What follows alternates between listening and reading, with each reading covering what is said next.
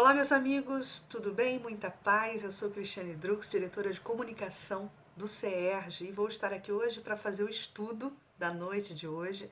O tema que eu propus é a Páscoa, no contexto da doutrina espírita, já que a gente está se aproximando aí do domingo, né? Onde é comemorada a Páscoa, que vai ter aí suas raízes históricas, e é sobre elas que a gente vai falar hoje. Nós precisamos começar, né, o nosso entendimento por esse assunto mergulhando um pouquinho aí sobre as noções históricas do judaísmo. E a gente vai encontrar um texto maravilhoso de Kardec, logo no prefácio, né, do Evangelho segundo o Espiritismo, onde Kardec, na introdução, na verdade, do Evangelho segundo o Espiritismo, onde Kardec vai nos falar um pouco das características da sociedade judia, segundo Kardec, quem eram esses judeus à época, né? Quem eram os antigos israelitas. Para a gente entender um pouco dessa tradição que vai encontrar seu berço lá atrás na história. Então, segundo Kardec, a gente precisa debruçar um pouco o nosso olhar sobre a Palestina no tempo de Jesus. Nós, quando lemos os livros a respeito, né, do início do Evangelho, da Boa Nova, nós vamos encontrar como território da Palestina um território um pouco diferente do que a gente vê hoje, como geograficamente demarcado, que é a Palestina hoje. Nós vamos nos lembrar de regiões como a Samaria, regiões como a Judéia, que abrigava a cidade de Jerusalém, a cidade de Belém. Nós vamos nos lembrar da Galileia, da cidade de Nazaré, né, apontada como sendo a cidade de origem de Jesus. Nós vamos encontrar o território da Pérea, de Decápolis e assim por diante. Então, tendo em vista esse cenário geográfico, nós tínhamos nessa geografia, nessa região, também uma composição de sociedade. E a gente vai falar um pouco agora do que Kardec nos aponta exatamente nessa introdução do Evangelho. Havia os samaritanos. Os samaritanos, a Samaria, ela era a capital do reino dissidente de Israel durante a cisma, que aconteceu em 930 a.C. Foi toda uma situação ali de combates tribais, de definição de territórios. Então, a cisma aconteceu em 930, onde a partir desse momento, né, se definiu ali um pouco a divisão geográfica, as divisões tribais, onde se assentaram esses diversos grupos étnicos, né, e grupos societários. Então, estamos falando agora dos samaritanos. E os samaritanos, eles fazem uma das 4 divisões da Palestina no tempo de Jesus. Os samaritanos, eles sempre estiveram em guerra com os reis de Judá, que era uma outra região. Admitiam apenas o Pentateuco hebreu, né, de tradição hebreia. O Pentateuco, vai encontrar lá os livros sagrados para o povo hebreu. E eram os protestantes da época. Se a gente tiver que comparar, nós vamos entender os samaritanos como os protestantes daquela época. Depois, nós vamos encontrar um outro grupo, que seria justamente os nazarenos. Mas um pouquinho antes, tentando voltar ali um pouco ainda para explicar o Pentateuco, era justamente a coleção dos 5 livros que formam o Torá, né? Gênesis, Êxodo, Levítico, Números e Deuteronômio. E os samaritanos seguiam fielmente esse Pentateuco, que é essa coleção de 5 livros que formam o Torá, que significa em hebraico a lei. Ok? Então, fechando aí a questão dos samaritanos, vamos pular agora para os nazarenos. Os nazarenos, eles faziam votos de pureza. Qual era a característica dessa sociedade? Eles faziam votos de pureza, adotavam a castidade, não cortavam os cabelos e foram os primeiros cristãos que também ganharam esse nome em alusão a Jesus, porque Jesus trazia, né, um corte, digamos assim, de cabelo a nazareno, né? Então os nazarenos acabaram pegando, né, esse nome também, pegaram esse nome também por conta, em alusão a Jesus. E aí, os publicanos formavam um outro grupo étnico. Na Roma Antiga, poderia-se dizer que eles eram os cavaleiros arrendatários de taxas públicas, ou seja, os coletores de impostos, aqueles homens que lidavam com o dinheiro e coletavam impostos. E durante a dominação romana, devido à função que exerciam, eles eram pessoas destacadas pelo povo, né? Tinham ali, hierarquicamente, uma certa ascendência sobre o povo, de uma forma geral, porque justamente eram pessoas afetas a essa questão de recolhimento do dinheiro. E os fariseus, já muito conhecidos, né? Porque sempre aparecem em alusões da literatura espírita, inclusive também. Esse nome, ele vem do hebraico, parat, que significa divisão ou separação. Eram os doutores da lei mosaica. Eles cuidavam e tinham essa obrigação de cuidar da tradição da teologia judaica. Promoviam discussões intermináveis e discussões estéreis sobre vírgulas, sobre colocação de palavras. Eles eram muito afetos à questão da forma, né? E eram muito detalhistas, digamos assim. Professavam crer na imortalidade da alma e na ressurreição. E a religião, para eles, era mais um meio de se subir, de se alçar em termos de sociedade, do que objeto de verdadeira fé. Né? Estavam muito preocupados com as aparências, com o conhecimento, não com a sabedoria, né? E eram muito poderosos em Jerusalém. Esse era o grupo dos fariseus. Os fariseus, eles também desempenhavam um papel ativo nas controvérsias religiosas. Eles eram observadores servis das práticas exteriores do culto e das cerimônias. Cuidavam, né, do rito, daquilo que precisaria ser seguido. Proselitismo, praticavam muito proselitismo, ardoroso proselitismo. Inimigos das inovações, eram fechados a inovações, afetavam grande severidade de princípios. Mas, sob as aparências de uma devoção meticulosa, escondiam costumes dissolutos, muito orgulho e, sobretudo, excessivo desejo de dominação. Nós vamos perceber muito essa característica dos fariseus para quem tem a felicidade de travar contato com o belíssimo romance histórico de Emmanuel, em Paulo e Estevão. Ali, logo no começo do livro, né, quando Estevão ainda está sendo perseguido e sacrificado, ele aparece muito bem essas características dos fariseus, porque Paulo, né, ainda Saulo, no momento Saulo de Tarso, ele desempenha muito ativamente essas características dos fariseus. Mas com isso também, os fariseus, exatamente por terem todas essas características, eles exerciam grande influência sobre o povo, passando para as pessoas do povo, como santos personagens. Então era ali um sepulcro caiado, digamos assim, né? Cuidavam muito da forma, mas em essência apresentavam muito pouca proximidade com aquilo que era elevado, né? Os escribas eram outro grupo. Eles eram secretários dos reis de Judá e certos intendentes dos exércitos judeus.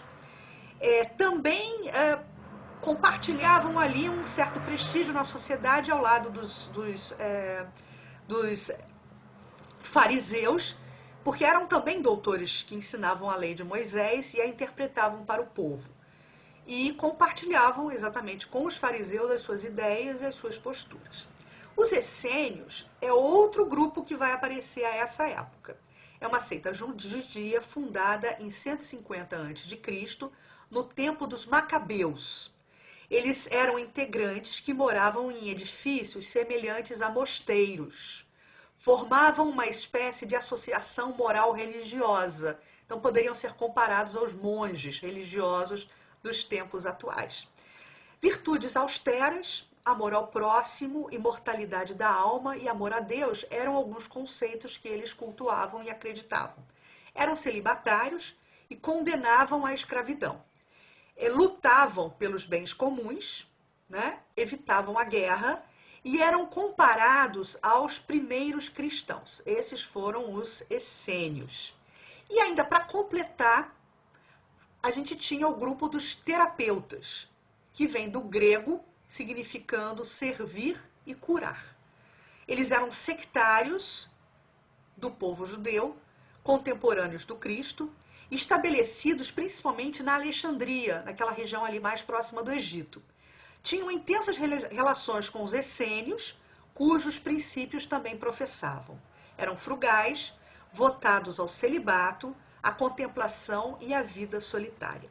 Por que a gente está fazendo essa varredura, né, esse voo rasante aí pela sociedade da época? Para a gente entender o porquê da importância do conceito que a Páscoa traz e a importância do conceito de ressurreição para esse povo, para esses grupos que formavam a comunidade hebraica da época. E aí, deitando de novo o nosso olhar um pouco sobre a história, nós vamos perceber que o Messias redivivo, ele observava a incompreensão dos seus discípulos, ou seja, Jesus, né, nessa postura de observância, como pastor que contempla o seu rebanho desarvorado.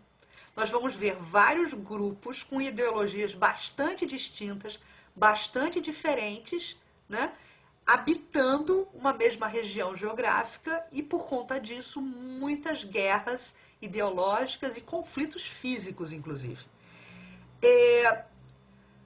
A gente vai se lembrar da passagem de Jesus após o seu desencarne, nós entendemos como desencarne, né? Naquele momento que Jesus de Nazaré, após a crucificação também, evidentemente, aparece para Madalena. E aí a gente vai encontrar a seguinte descrição no Novo Testamento. Foi então, quando na manhã do terceiro dia, a ex-pecadora de Magdala se acercou do sepulcro com perfumes e flores, e quando ouve a voz de Jesus dizendo o seguinte, isso está nos evangelhos, né, no Novo Testamento. Maria, não me toques, pois ainda não fui a meu Pai que está nos céus. Foi essa a ordem, a recomendação que Jesus dá a Maria de Madalena, que ela não o tocasse, porque ele ainda não teria tido tempo ainda de ir ter com o Pai, com o Criador, com o seu Pai. Essa recomendação de Jesus a Maria de Madalena, ela é extremamente significativa. Porque nesse momento, quando Jesus aparece para Madalena, após a sua crucificação, cumpria-se a promessa que Jesus colocou para os seus discípulos. Essa promessa ela era cumprida, porque Jesus estava mostrando a realidade para os hebreus da ressurreição. E essa realidade da ressurreição era a essência divina, que daria justamente eternidade ao cristianismo. A ressurreição, como é que ela aparece no Novo Testamento? Vamos encontrar em Marcos, em Mateus e em Lucas. Erguer-se, levantar-se, expressão idiomática, semítica, que faz referência à ressurreição dos mortos. Para expressar a morte e ressurreição, utilizavam as expressões deitar-se, que significava morrer, e levantar-se, que significava ressurreição. Ressurreição, então, agora, recorrendo ao Evangelho segundo o Espiritismo, no capítulo 6, no item 5, uma fala do Espírito da Verdade, no capítulo que vai ter como título o Cristo Consolador. Meu Pai não quer aniquilar a raça humana, quer que ajudando-vos uns aos outros, mortos e vivos, segundo a carne, mortos segundo a carne, porquanto não existe a morte, vos socorrais mutuamente, e que se faça ouvir não mais a voz dos profetas e dos apóstolos, mas a dos que já não vivem na terra. Aclamar. Qual é a recomendação? Orai e crede, pois a morte é a ressurreição, sendo a vida a prova buscada, e durante a qual as virtudes que houverdes cultivado crescerão e se desenvolverão como o cedro.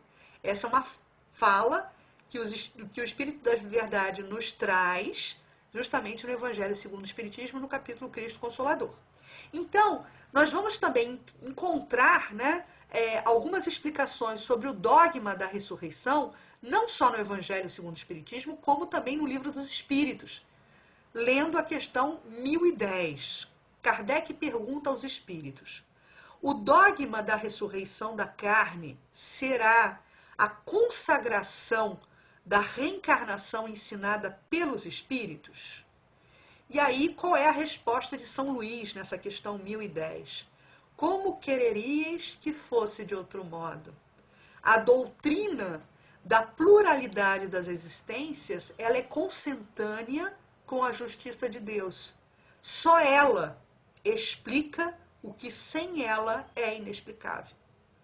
Então, São Luís está nessa questão do Livro dos Espíritos, 1010, corroborando algo, um conceito que nós espíritas já sabemos. A doutrina, existem vários caminhos para se chegar a Deus, mas a doutrina espírita é a única religião entendida no aspecto tríplice da doutrina espírita, também no seu aspecto religioso, como sendo uma doutrina que explica as relações entre o que é imaterial e entre a matéria, a realidade material. Então é a única religião que nos explica essa dinâmica espiritual e como se dá esse intercâmbio entre essas duas realidades. Então a resposta de São Luís a Kardec quer dizer exatamente isso. Como é que a doutrina espírita não vai nos esclarecer sobre o dogma da ressurreição se ela é a única doutrina que vai tratar da pluralidade das existências? E essa pluralidade das existências, ela é consentânea, ela se coaduna com a justiça de Deus e explica exatamente essa dinâmica espiritual. Então, para a gente não se delongar muito, né, porque por incrível que pareça já temos aí quase 18 minutos de conversa, passa rápido o tempo, eu espero não ter enrolado e não ter cansado muito a paciência de vocês. Qual é o enfoque espírita em relação à Páscoa? Vamos lá. Com efeito, a ressurreição, ela nos dá uma ideia de voltar à vida o corpo, que já está morto. O que para a ciência, o que a ciência demonstra ser materialmente impossível. Sobretudo quando os elementos desse corpo, ou seja, os átomos, as moléculas e tudo aquilo que compõe a matéria, já se acham, desde muito tempo, dispersos e absorvidos, né? Já entraram em processo de decomposição. Essa matéria, ela entra rapidamente em processo de decomposição. Então, como é que pode o espírito voltar a habitar algo, né, que já está disperso? Agora, a reencarnação, que é o enfoque espírita, é a volta da alma ou espírito à vida corpórea, mas em outro corpo, em outro invólucro, especialmente formado para ele e que nada tem a ver e que nada tem de comum com o antigo. São coisas diferentes. Invólucros diferentes, matérias diferentes, formas diferentes, contingências diversas. Então esse é o enfoque espírita em relação à reencarnação, o voltar a viver, né? O voltar a viver, mas nessas condições, na condição da reencarnação, não na condição de ressurreição. Nós vamos entender que os verdadeiros mortos, eles estão sepultados na carne. E essa é a grande mensagem que a Páscoa, o momento da Páscoa, busca e nos conclama a refletir. Os verdadeiros mortos estão imersos e sepultados na carne. Por que isso? Porque a verdadeira vida não é a vida material. A verdadeira vida é a vida espiritual. Então, quando a gente muda um pouco o nosso olhar e a nossa visão de mundo e entendimento sobre essa questão, nós vamos perceber que quando estamos falando de vida na carne, nós, na verdade, estamos falando de morte na questão espírito. Porque o espírito, quando morre, quando ele se liberta da injunção carnal, da injunção material, o espírito volta a reviver. Ele volta a se assenhorar da sua situação ideal, que é desencarnado. Porque a verdadeira vida é a vida espiritual. Se nós pautarmos a nossa vida na Terra, a nossa vida na matéria, com esse entendimento, vocês percebem que tudo muda. A nossa relação com o nosso cotidiano muda também. A nossa relação com as nossas perdas muda. A nossa relação com o que é tragédia e com o que deixa de ser tragédia muda também. Porque o nosso olhar vai estar voltado com a visão do futuro, da vida futura. Esse é um outro termo muito importante, porque a essência do Evangelho está justamente na noção de vida futura. A grande mensagem, se houvesse assim, como jornalista, né, eu posso falar isso para vocês, tentando entender um pouquinho aí a estratégia de comunicação de Jesus. O grande headline, a grande manchete de Jesus, como comunicador, foi: meu reino não é deste mundo. Eu vim vos falar sobre a vida futura, que é a verdadeira vida.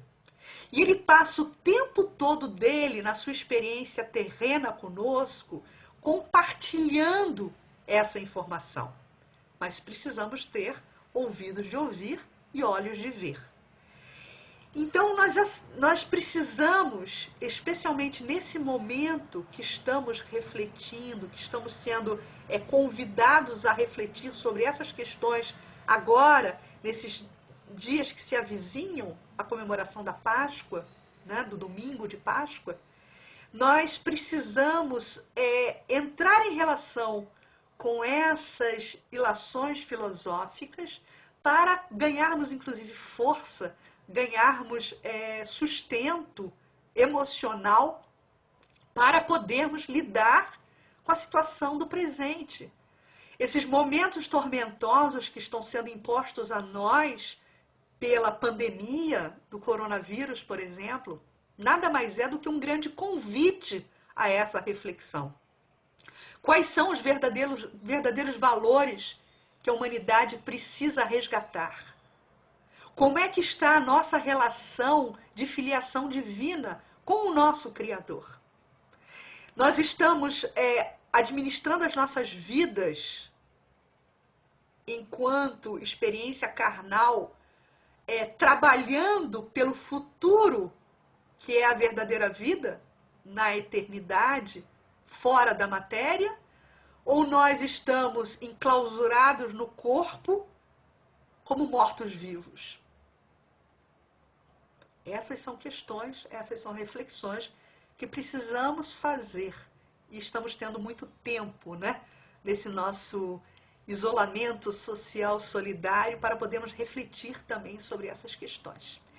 E para terminar, e faltam aí 5 minutinhos, eu não quero estourar o tempo, eu quero me lembrar de um grande escritor, de uma pessoa ímpar, que foi Gabriel Garcia Marques. Gabriel Garcia Marques desencarna no ano de 2014. E um pouco antes de desencarnar, ele nos deixa, né, uma literatura impressionante, de muita profundidade.